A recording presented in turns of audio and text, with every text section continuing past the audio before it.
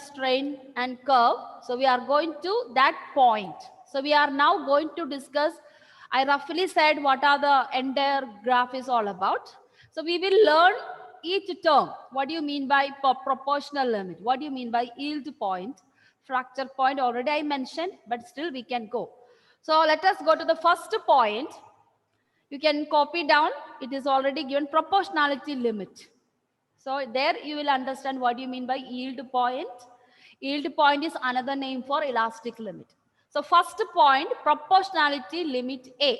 So before that, you can just write OA. The region OA is a straight line. First you write, first point you write. OA is a straight line which obeys Hooke's law. Which obeys Hooke's law. So you can write first point as this. Then second point, you can write proportionality limit A. Then come to third point, elastic limit. So like that.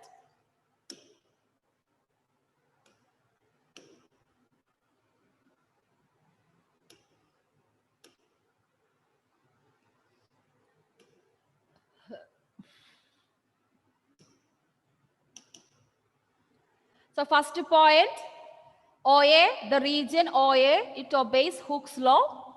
It's a straight line. And second point, you write proportionality limit. In bracket, you write that letter A over there.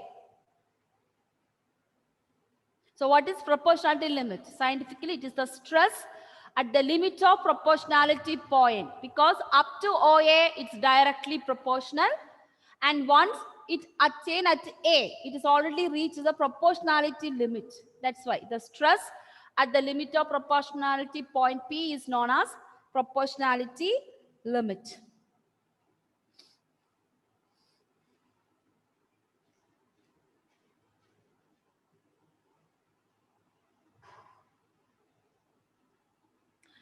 After writing, you write the third point, elastic limit or yield point.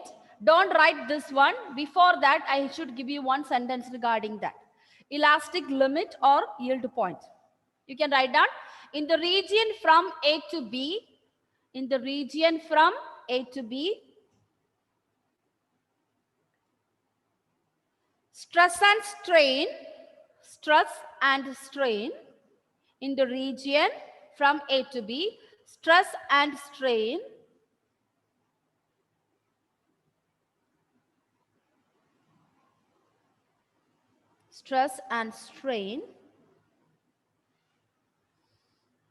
are not directly proportional,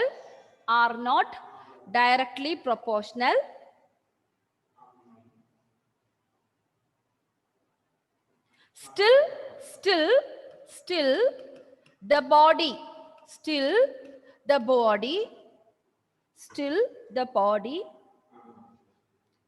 can return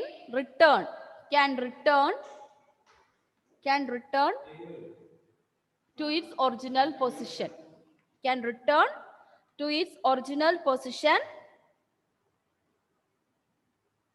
When the deforming force is removed. So that's the meaning of that region A to B. Still, it has an elasticity. I already mentioned that in the first session. Then you can write, thus, continue, elastic limit or yield point, bracket B. Below that you can write, it is a point till which force can be applied to a wire, so that on unloading it, return to its original length is called the elastic limit. Unloading means sometimes we can stretch the spring by suspending a weight under one end. So that is why the word they are used unloading. So you are applying the force either manually by stretching, or you can suspend a weight underneath of that material. Then naturally it will stretch. So that's a word of, so that on unloading it return to original length. And there you are learning a new word, corresponding stress in particular region B, that is sigma y. that you can see in the picture. The letter sigma y here, it is mentioned here. So that is known as yield strength, yield stress. Up to A, it is a normal stress, but sigma y, we call it as a yield stress or yield strength.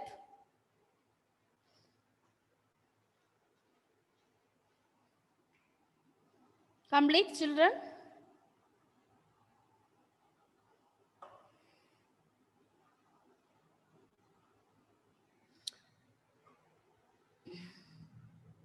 Can I change the slide? Or still you are writing?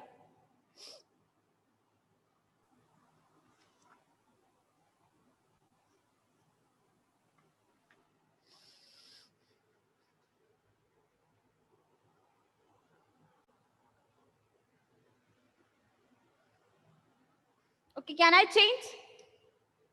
Can I change the slide? Achyut, did you complete? Yes, sir. Okay, anyone wanted to show me that slide again? Okay, so I hope. So next we are going to write the fourth point. So you can write the same explanation when I ask you for 5-mark question, okay? So let us go to now fourth point. So fourth point you can write beyond yield point,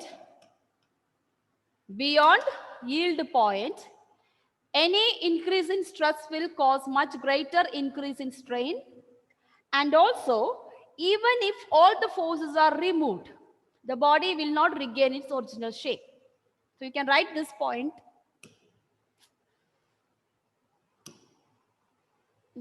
One minute, sir.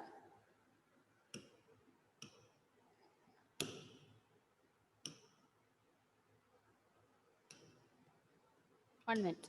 I'll share for you again.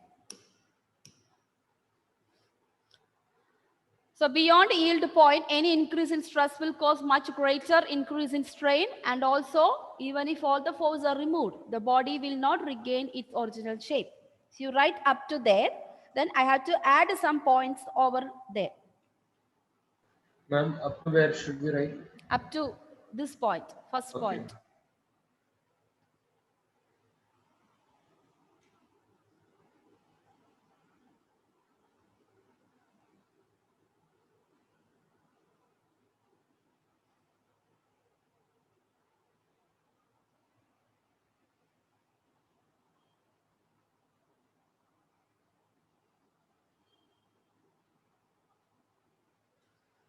So under that, you can add this sentence.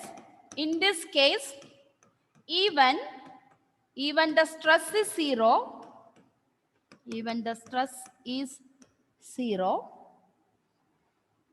the strain is not zero. Strain is not zero. Then you can continue this point. So this is fourth point. And it is called, at this point, it is called permanent set. You can continue this. After writing, therefore, there will be always be a permanent deformation after yield point, and it is called permanent set. Maybe 1-mark question I can ask you, what do you mean by permanent set in a stress strain curve? So from there you have to write, beyond the yield point, any increase in stress will cause much greater increase in strain.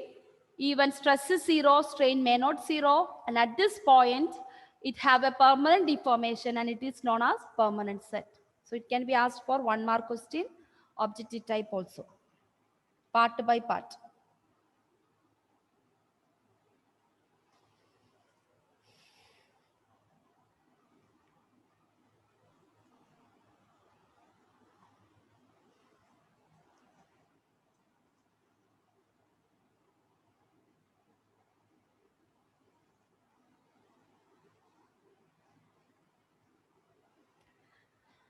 And after that, this part indicates by the point C on the curve. This part indicates by the point C on the curve. That is what, if you look at the strain, stress strain curve, it is mentioned a permanent set. So between somewhere between B and D at a particular point, it is going to be undergoing permanent deformation. So this point C actually indicates that the material has already attained the permanent set.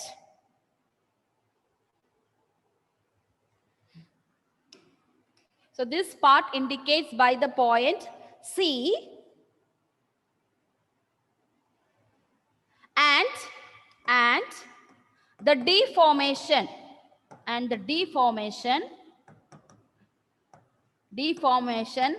at this point is called plastic deformation. So elasticity little bit is lost and a body is going to be exhibit plasticity from this point onwards. So and the deformation at this point is called plastic deformation. So many things are in that. Ma'am, we have to write that after permanent set, right? Yeah, after permanent set. Continue. Same point. Same point. So all these are related to that particular point. Same point. This part indicates by the point C, and the deformation at this point is called plastic deformation.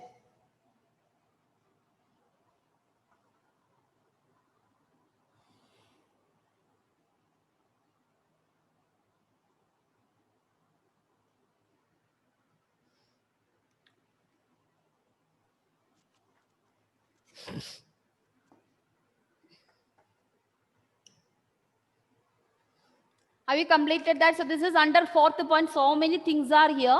Okay. So you are getting a lot of information regarding the nature, mechanical nature of the material here. So here we can see that they are losing elasticity and they are gaining a plasticity. Okay. So we cannot say any material has perfect elastic and plastic. Even rubber band, you know it. Even it is an elastic object. At a particular point, the rubber band also breaks and it cannot regain. Now, this fourth point, now we are moving on to the fifth point.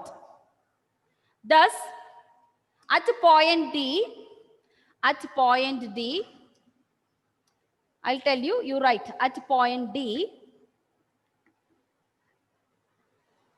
ultimate tensile strength, at point D, ultimate tensile strength, bracket you can write sigma u.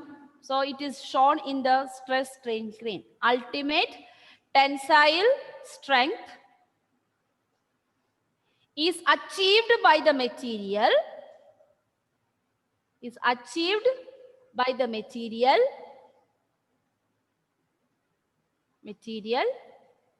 with maximum stress, achieved by the material with maximum stress without breaking.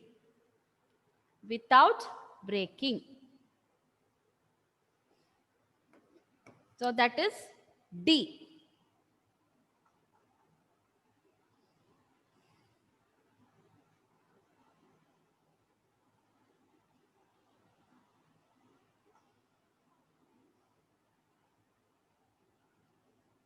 Ma'am, fifth point is up to without breaking, right? Fifth point without breaking. Okay. Sixth also can you copy down? Sixth I'll tell you. Okay. So children, so from this you understood, we already told that the proportional limit is starting from A2. So A to D, still the body can extend. So that is the meaning of it. Okay, that is why ultimate tensile strength or maximum stress is achieved at this point. So in your stress and strain curve, if you look at that, they have mentioned sigma u from here to here with the dotted lines. Okay, even this is the directly proportional limit, but still it can exhibit elasticity up to point D. Okay, even it's a permanent set, it is achieving permanent set from here also. You know, rubber band can be stretched, may not regain its shape, but it can be stretched. So that is the meaning of it. Clear? Okay. So now we are moving on to the last point, sixth point. So beyond sigma u, beyond this point, or you can say beyond point D. Instead of that, you can just write beyond point D, beyond point D, beyond point D, even a reduced stress, even a reduced stress, even a reduced stress can cause fracture,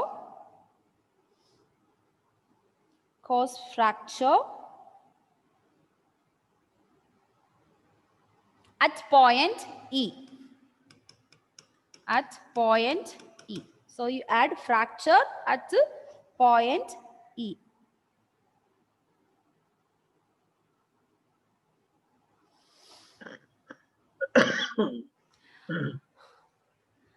With that, you can add one more point. Suppose this ultimate tensile strength and even this fracture point E, if they are becoming very much close, then we can say at that point DE, the material is going to be brittle. Okay.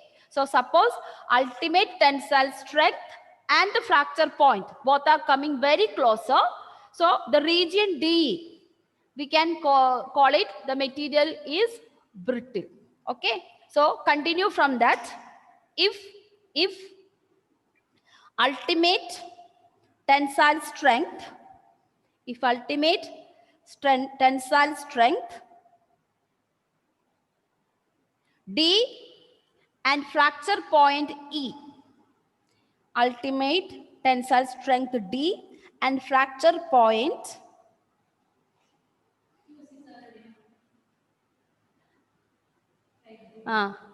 becomes close, the material is said to be brittle. Material is said to be brittle, and if they are far apart, they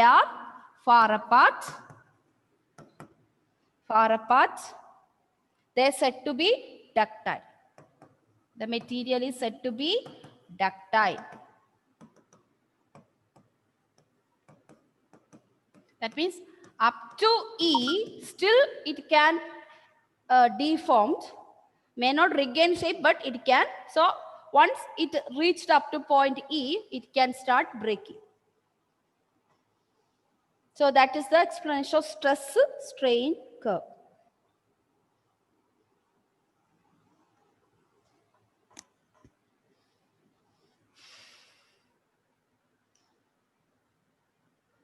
So the same thing, we are not going to take it like that. So this is the same point what I mentioned. Point is flux, that everything I have given you. Next heading, you can move on to elastomers. So on the basis of this nature, stress strain curve, we can have material, we call it as elastomers. So have you completed this slide, children? So shall we go to elastomers? So it's a very simple step. So elastomers means like a rubber band, and it can be stretched to a maximum tensile strength, or it has a large strain. In that case, this type of material is known as elastomers. The material which can exhibit maximum or large strain, even in the absence of a stress, it can be stretched maximum, then we call it as elastomers. So rubber band is a such elastomer. Then our blood vessel, biology you may be knowing, what is aorta? Aorta, anyone remember what is aorta in our human body? Achyut is not a biology student, no? Are you? No. No. So biology students, someone can give me, what do you mean aorta is what type of organ? Nandana, you are a biology student? Largest artery. Large Artery, largest artery. Largest artery. Okay. So largest artery, which is the one which take the blood in, no, for circulation. So arteries and vein. So in human, our aorta is an elastomer. That is what whenever you breathe in, breathe out, this blood vessel can be what you call expand and contract. Our lungs, everything is connected. No, heart, lungs, all these things are connected with our blood circulatory system. So aorta is a natural elastomer. Rubber band is an artificial elastomer that we make, but aorta is a natural elastomer. So what is elastomers? You can write down the material which can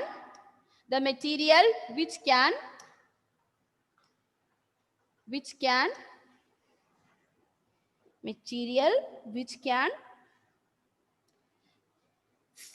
be stretched to achieve large strain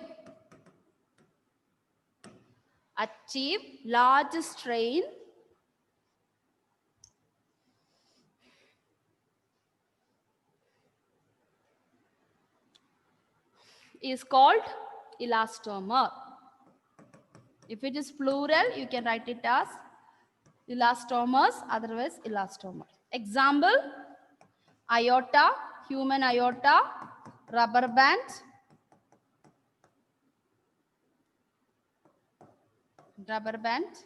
and that is why, you know, chewing gum is made up of plastic rubber band. No, you will going on chewing it. So it is a part of an elastomer.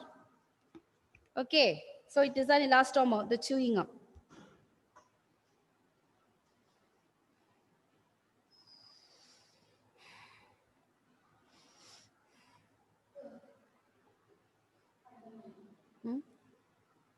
Okay, so I hope you completed, children. So we are moving on to another session on the basis of stress strain. We can have the material have different type of modulus of elasticity. So last class, what I have already taught you. Nandana, what is modulus of elasticity? In the last session we discussed, no? Hooke's law. Under Hooke's law we have discussed. What do you mean by this modulus of elasticity?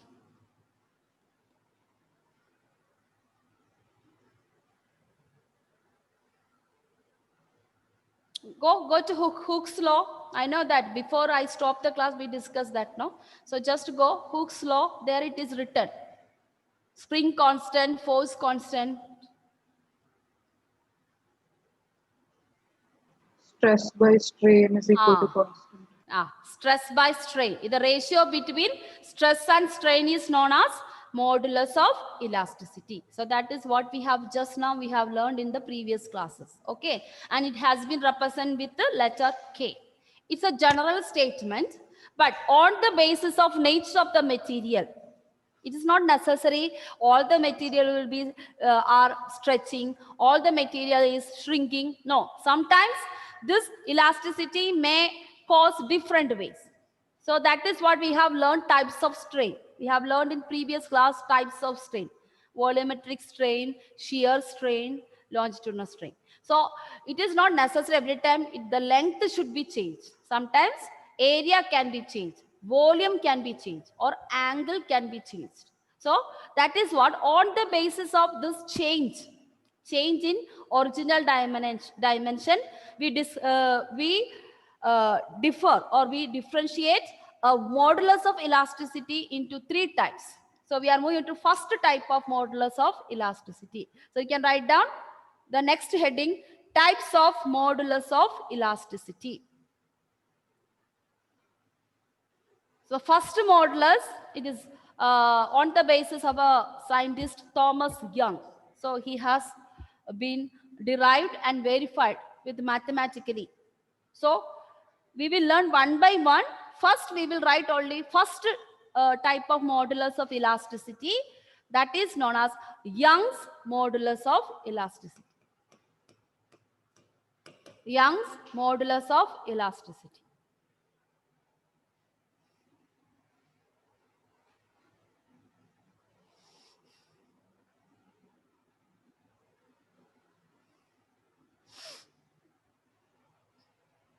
Okay, so since we already know modulus of elasticity means it is a ratio, stress and strain. So in Young's modulus elasticity, it is the ratio between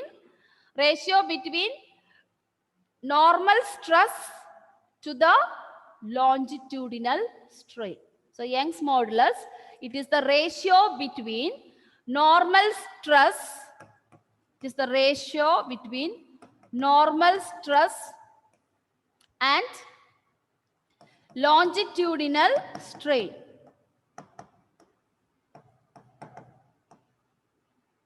Or bracket, we can write it linear strain. Another name for longitudinal linear strain. Anyone has an idea from the word longitudinal, what type of strain we are indicating here? What type of modulus? Any idea? From the word longitudinal strain, can you tell me the equation for longitudinal strain that we have learned? Change in length by original length. Correct. Change in length by original length. Yes. So here longitudinal ratio between normal stress means force per unit area divided by change in length divided by original length. Clear? So that is known as longitudinal, it's Young's modulus. So you can write, already have written, then you can write this is as a formula. We represent Young's modulus with the capital letter Y. Young's modulus, we represent with the capital letter Y. Y is equal to normal stress divided by longitudinal strain. That means that equal to, after writing that, you can write F by area all divided by longitudinal strain. So it's a fraction upon a fraction. Therefore, our equation is going to be F L A del L. So this is the equation for Young's modulus.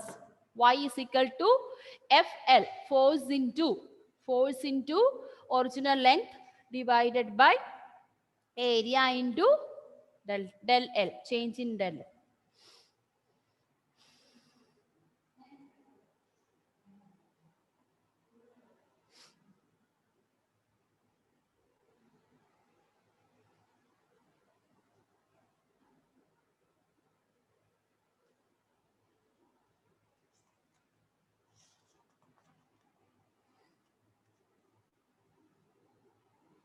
So this area can be different depending upon, suppose you are taking a cylinder.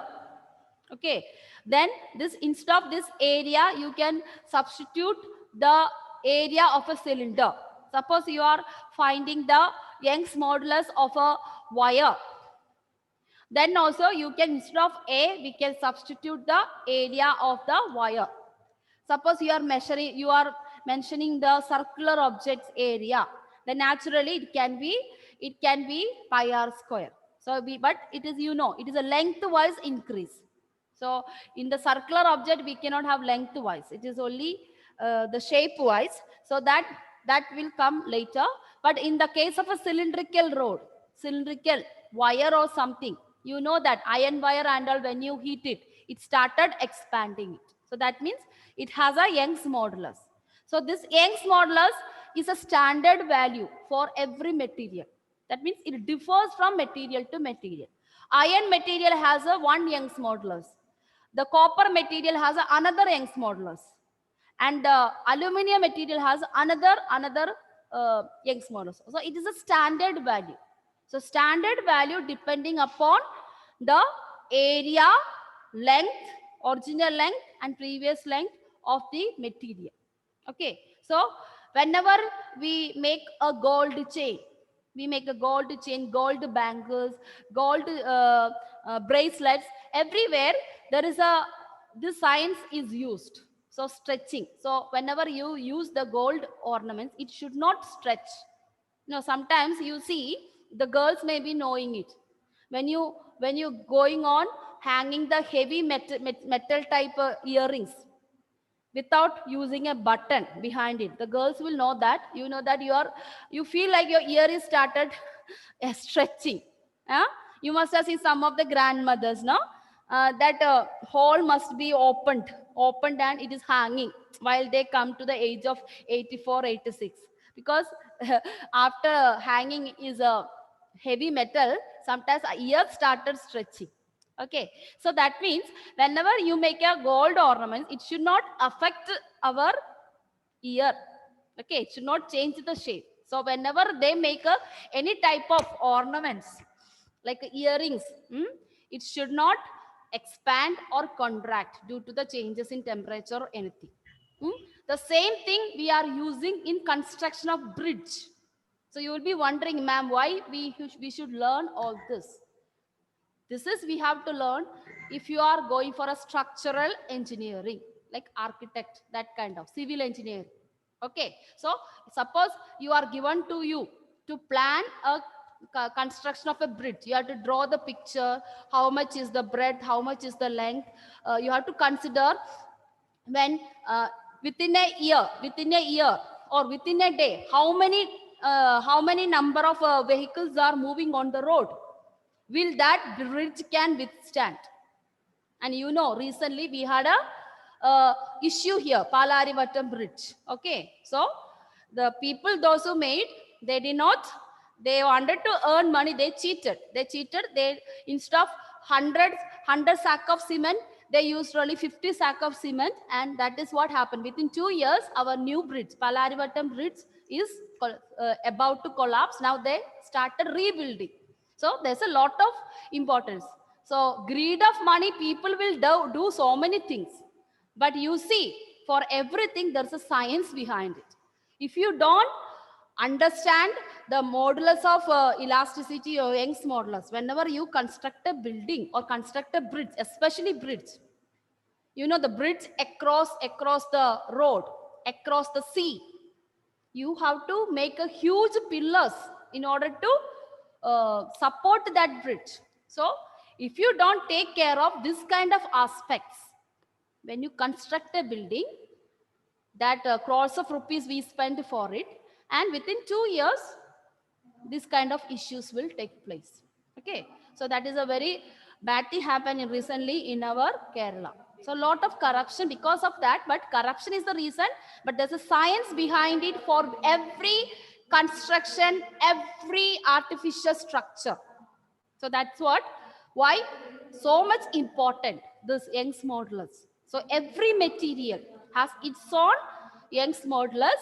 You have to take in care of these aspects when we use for any construction. So that is about Young's modulus of elasticity.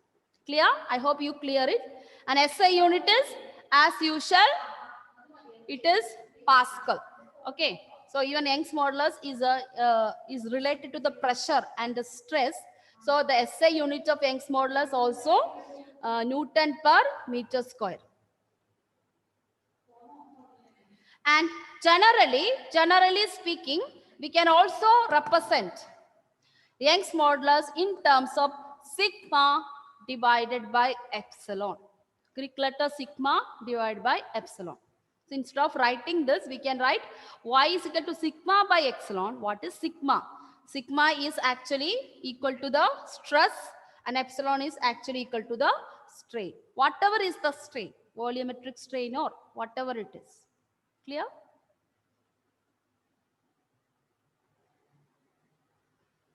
So sigma stands for normal stress. Epsilon, in this case, epsilon stands for strain. Any type of strain. Okay. So sigma by epsilon. But when you use the problem, you have to use this equation FL by A del L, and it changes depending upon the equation.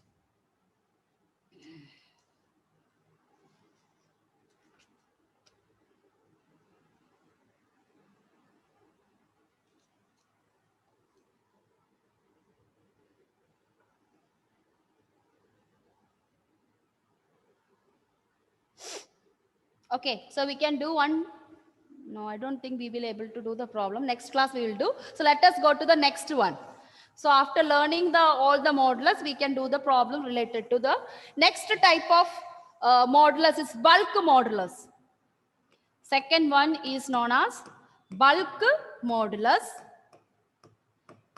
Bulk modulus we represent with the capital letter K. Sometimes it is used B also. In some books, capital letter K or B also. Capital letter B. Bulk modulus.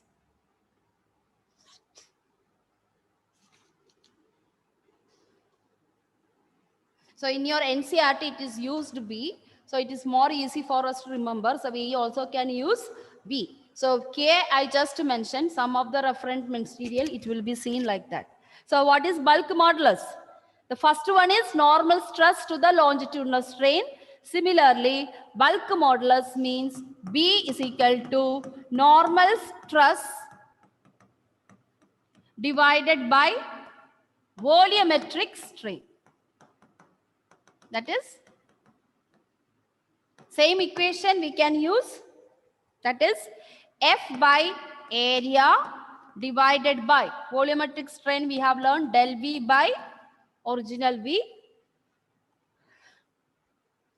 F by A del V by V.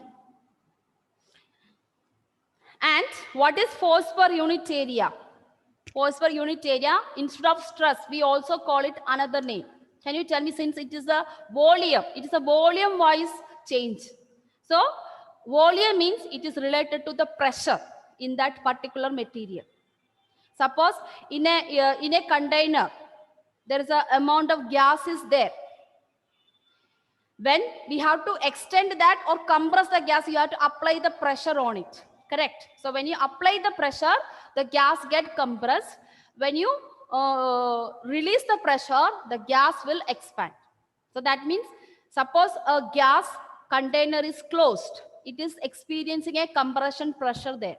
Once you open that container's top or the cover, you see the gas will escape. So that is the time pressure reduces. So pressure and volume is inversely proportional.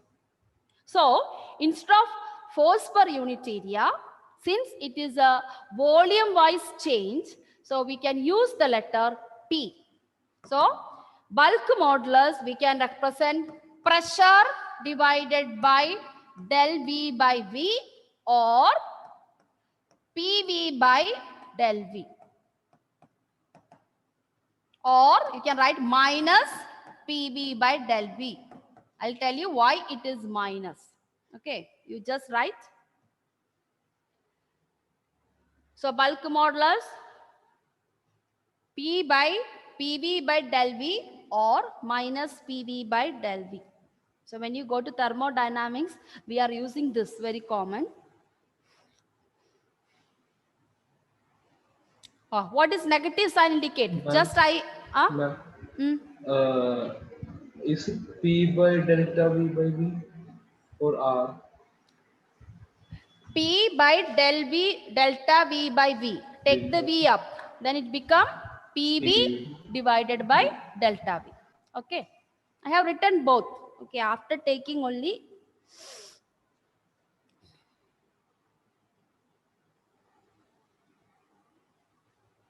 Now, I have written second time minus. So what do you mean by minus? I just explained to you. When pressure increases, the volume decreases, the gas. So when you apply a pressure on a gas, the gas volume or liquid volume decreases. Once you reduce the pressure, volume increases. So they both are inversely proportional. That is why it is given as negative sign. So you can write down the negative sign in the bulk modulus. Negative sign in the bulk modulus indicates that pressure and volume of a material, pressure and volume of a material are inversely proportional.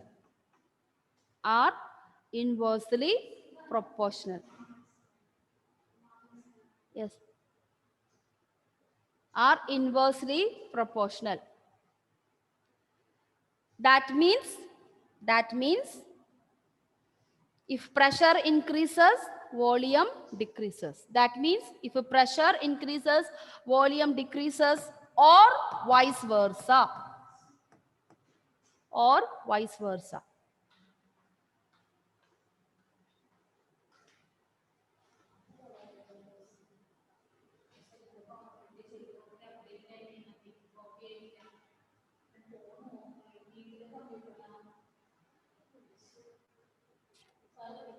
Okay. Okay, children. So I am winding up the session now. So we will meet at 12:15 again. Okay. So pressure increases, volume decreases, or vice versa. Vice versa means pressure decreases, volume increases. Okay. Thank you.